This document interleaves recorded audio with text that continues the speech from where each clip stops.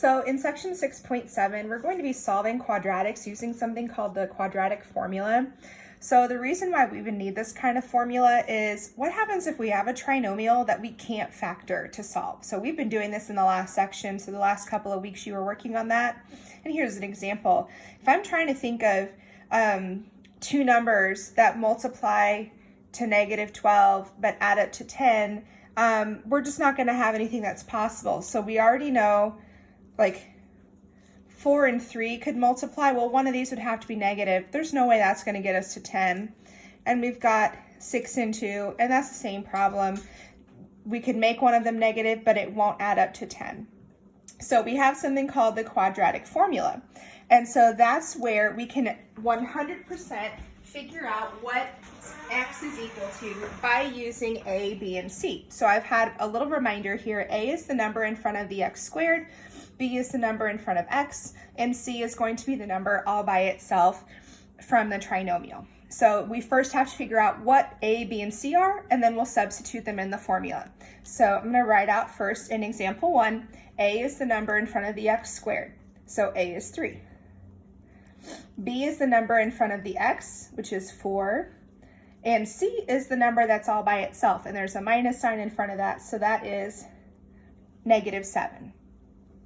So I'm going to start by rewriting this formula, and here's the part that people mess up the most, and that's this negative sign in front of the b.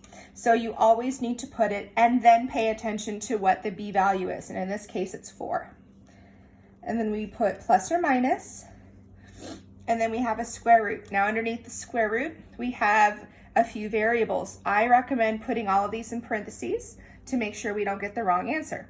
So b is 4 again, and it's squared. The squared goes outside the parentheses, minus 4 times a, which is 3, times c, which is -7.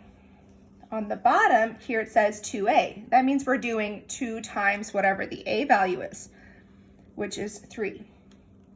Now let me show you how I like to simplify this, because there's a lot going on and it's really hard to type it all in at once. So first you can bring over the -4 and the plus minus, and on the bottom 2 times 3 is 6. This whole part here is what I'm going to type into the calculator. So I'm going to type in my square root, and then in my parentheses the 4 squared minus 4 times times 3 times -7, and I get +10. So that's simplified now a lot further from what we just had in our radicals. So what we do to finish this up, we're going to use the plus and the minuses. This is how we get two answers. Excuse me, guys. So x is going to be -4 plus 10 divided by 6, and it's going to be -4 minus 10 divided by 6. So that's where the plus and minus come from. It turns into two problems.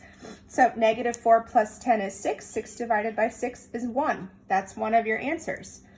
-4 minus 10 is -14. Divided by 6 is -2.33 repeating. So you always need to do the top part first and then divide by the bottom part. Otherwise, you're going to get some wrong answers if you try to type all this in at once. And notice that decimals are definitely possible. So this is how you can solve a trinomial whenever you can't do the factoring like we did up here.